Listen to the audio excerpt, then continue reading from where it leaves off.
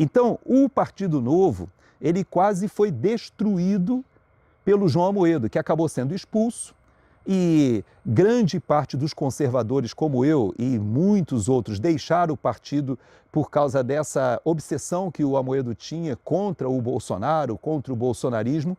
Os melhores deputados, talvez, e com certeza estavam entre os melhores deputados que foram eleitos em 2018 e que votaram mais de forma mais aderente aos programas de governo do Bolsonaro, do Paulo Guedes, do que o próprio PSL no início e depois do que o próprio PL, foi justamente o Partido Novo. Tinha 8 deputados federais excelentes. Inclusive, um desses deputados federais, era nitidamente mais social-democrata, mais ali esquerdinha. Mesmo assim, do ponto de vista da performance parlamentar, ele era muito melhor do que muitos daqueles que se diziam de direita. Então eles tinham realmente um quadro muito bom, mas com aquela pressão do Amoedo, o partido foi se colocando como se fosse um partido de oposição ao Bolsonaro, com uma obsessão realmente contra o Bolsonaro, e isso foi terrível. O partido quase acabou, essa que é a verdade. Um dos nomes que todos nós conhecemos, o Marcel Van Hatten, que é um cara sensacional, que tinha tido uma eleição maravilhosa em 2018, junto com o movimento conservador, apoiando o Bolsonaro. Ele, em 2022, para ele ser eleito, ele teve que rebolar, teve que se esforçar muito.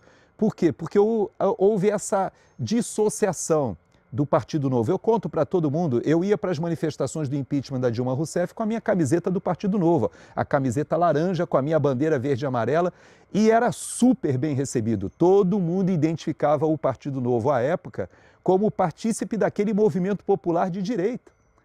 E, de repente, nessa eleição, a gente viu algo que vai refletir provavelmente em Minas Gerais e a gente vai entender a consequência dessa estratégia, talvez mal dimensionada ou talvez precipitação, como eu acredito que tenha acontecido. Veja que em Minas Gerais nós tínhamos uma situação bastante complicada, porque o Flávio precisava adquirir um palanque forte para fazer a sua campanha em Minas, que é um colégio eleitoral importantíssimo. Dizem, inclusive, os marqueteiros que quem vence em Minas vence a eleição.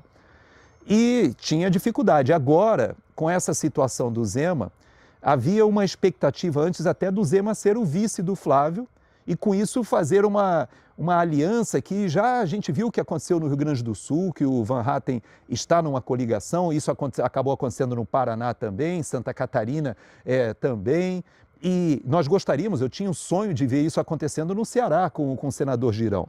Eu gostaria muito, todo mundo sabe da minha amizade pelo Girão e do meu reconhecimento, e eu vinha torcendo para que houvesse uma união do PL com o Novo lá, e não somente no Ceará não, tem outros estados onde nós temos excelentes candidatos do Partido Novo que poderiam surfar a onda Bolsonaro, Flávio Bolsonaro e ser eleitos. Vários, inclusive, com melhor qualidade do que alguns quadros do PL, como a gente tem visto em vários estados, dentre eles Roraima, que a gente está numa situação bastante complicada lá agora, e que o próprio irmão de cor de Bolsonaro, né, o Hélio Negão, ele se filiou, ou seja, transferiu seu domicílio eleitoral por solicitação do próprio Jair Bolsonaro, vai a Roraima e até agora não conseguiu um espaço para concorrer ao Senado. Então, esse tipo de problema está acontecendo em vários estados, inclusive São Paulo, como a gente está acompanhando.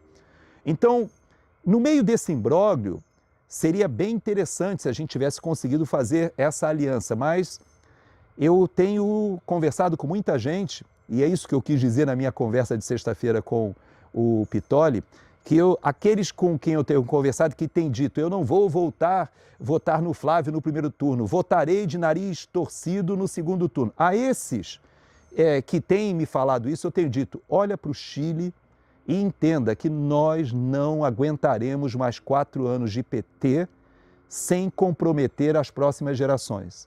A gente precisa entender e ter essa maturidade de que o momento de inflexão é muito importante. O Flávio provavelmente deve estar vindo aqui para os Estados Unidos, se estiver mantida a agenda de conversar com o presidente Trump. Seria muito boa essa agenda se foi intermediada pelo Marco Rubio. Isso é muito importante porque não é só uma questão de eleição ou de apoio a um candidato, é muito mais do que isso. É realmente colocar para o Flávio alguns dados da política externa do governo americano e das informações que nós temos, e principalmente o governo americano tem a respeito das articulações que foram feitas durante essas últimas décadas do movimento de esquerda criado por Lula e Fidel Castro, que migrou depois para a Venezuela de Chávez, se transforma numa grande força econômica eleitoral, usando o dinheiro do narcotráfico lavado na PDVSA. Isso teve depois conexão com a própria Espanha, com o Partido Socialista Espanhol, com o Podemos, chega à Itália dos Cinco Estrelas. Aqui nos Estados Unidos teve uma articulação muito grande com algumas das figuras do Partido Democrata, depois teve apoio até mesmo dos globalistas da Europa. Esse movimento, ele hoje se transformou em algo tão complexo e pernicioso que se miscuiu com o terrorismo iraniano. O Hezbollah se faz presente na Venezuela, depois migra para a Bolívia. Existe a questão dos cartéis de drogas e, no caso do Brasil, a gente fala muito do PCC e do Comando Vermelho, mas há muitas organizações criminosas nesses países que acabam se transformando em interlocutores da lavagem de dinheiro do próprio terrorismo internacional. Então, esses vasos comunicantes hoje são conhecidos pela inteligência de vários países, mas não há como combater isso sem um esforço conjunto e, mais do que isso, sem uma vontade política de pessoas que não estejam conectados, ou como a gente diz no Brasil, com o rabo preso, com esses grupos comprados que tenham se locupletado. E o Foro de São Paulo, ele durante décadas, ele recebeu financiamento de vários, vamos dizer assim, de várias fontes. Uma delas foi o próprio BNDES, a gente viu ali na Lava Jato como isso foi utilizado, das obras das empreiteiras, mas essa parcela, dentro de tudo que a gente conhece, dos bilhões que são lavados pelo narcotráfico, nós não podemos esquecer que, no que diz respeito especificamente à cocaína, Bolívia, Peru e Colômbia são os três maiores produtores mundiais e quase que exclusivos. No entanto, hoje o Brasil se transformou não só como no segundo país consumidor, maior consumidor mundial, ficando atrás apenas dos Estados Unidos, não somente isso, o que já esgarça a nossa sociedade, mas é pior. Hoje nós nos transformamos na rota e com organizações no país, com grande articulação de lavagem de dinheiro, seja com grupos muito organizados chineses, grupos muito organizados ligados ao Irã, que fazia isso por intermédio do Hezbollah no Líbano, mas também por intermédio do Hamas, também dos Houthis no Iêmen. Essa articulação chega à América do Sul e com muito poder econômico por causa do narcotráfico e com muitos interesses ali em comum. Isso se transformou hoje numa articulação que influencia as sociedades na América do Sul e os outros países despertaram. Eu vi que o Bukele, ele fez um pronunciamento essa semana muito desafiador. Ele colocou para a população de El Salvador que eles já estão com a página virada do crime violento. Ele disse, olha, hoje a gente anda em El Salvador, saímos de um país que as pessoas eram extorquidas, que havia grupos criminosos que dominavam territorialmente. Aquilo que a gente vê no Brasil era como acontece em El Salvador, só que um país menor com o crime organizado muito mais concentrado e muito mais violento. Ao ponto de que essas organizações lá, eles andavam tatuados ostensivamente e ninguém tinha coragem, nem polícia, nem força armada, não tinha coragem de fazer frente. Ele disse, essa página foi virada. Só que nós precisamos caminhar agora não para ser apenas um país seguro, mas um país de lei e ordem. E ele já parte para a segunda parte do que seria o seu plano de governo, de investir na educação, na cultura, de modo que os pequenos delitos e a corrupção e o contrabando e aquilo que a população foi se acostumando dos pequenos delitos, do roubo de celular, de eles avançarem para serem, de fato, um país onde a lei e a ordem vigorem. A gente ainda está na primeira fase, no primeiro estágio. Eu digo para vocês que nós temos um desafio que será travado na década de 30. mas a gente precisa desse governo de transição que será eleito esse ano. Por isso, aqueles que me mandaram mensagem, eu não tenho nenhuma dúvida que o indicado do presidente Bolsonaro, o Flávio Bolsonaro, é aquele, por enquanto, que reúne as condições de fazer ou de capitanear esse ponto de inflexão, essa transição. Eu tenho dito para algumas pessoas que o governo do Flávio Bolsonaro será uma espécie de governo Temer ampliado. E eu digo espécie de governo Temer porque o Temer também faz um governo tampão recebendo o país detonado pelo PT e o Flávio receberá o Brasil detonado pelo PT. Algumas reformas serão importantes, como aquelas mini-reformas que foram feitas lá no governo Temer. Agora nós precisaremos de apoio parlamentar para fazer reformas ainda mais importantes que possam dar sustentação a que na década de 30, se o Brasil tiver feito o dever de casa, a gente virar a página como El Salvador fez dos homicídios, do crime organizado, esse que a gente já conhece hoje no Brasil, seja no Rio de Janeiro, no Nordeste, no Norte, no Centro-Oeste, em que as facções criminosas avançaram não só para o narcotráfico, para a exploração do ouro e para outros crimes, para o tráfico de armas. Precisamos virar essa página e não há como virar essa página sem as Forças Armadas. Todos os países que perceberam isso já estão trabalhando como próprios Estados Unidos, que pela primeira vez na história estão utilizando suas Forças Armadas no combate ao narcotráfico, porque isso extrapolou em muito a capacidade do Departamento de Justiça. Não é mais um problema exclusivamente de polícia, da Guarda Costeira. É impossível, sem a participação da inteligência, da logística, do apoio das Forças Armadas, de debelar esse tipo de coisa. O Equador está nessa direção, a Argentina está infletindo nessa direção, o Chile também, o Cássio, quando foi eleito, foi um dos primeiros a participar do Escudo das Américas, antes até de tomar posse. Existe um movimento na América Latina que é, obviamente, político, econômico, militar, mas, acima de tudo, é importante que o Brasil surfe essa onda, aproveite essa janela de oportunidade, porque a política externa do governo americano olha para a América do Sul como a minha geração nunca pegou. Sempre os Estados Unidos olharam para a América do Sul com um nível de prioridade muito baixo, muito pequeno. E por isso até que a própria Rússia, a China, o Irã se fizeram presentes com muito mais facilidade por causa da recepção ideológica, mas também pelos interesses de crime organizado, lavagem de dinheiro, muito próximos dos Estados Unidos, mas sem a presença de prioridade do governo americano. O presidente Trump ele inverte essa lógica e, ao contrário do presidente Lula, que está preocupado com isso, e da esquerda e do PT, que desesperadamente olham como o imperialismo, o Trump está atropelando a soberania dos países. Na verdade, a grande maioria dos países, o poder político já teve a maturidade de entender que talvez essa janela de oportunidade nem dure tanto. Não sabemos se o presidente Trump conseguirá eleger um sucessor. Ele tem um plano de reindustrialização dos Estados Unidos e modificação até do sistema financeiro internacional.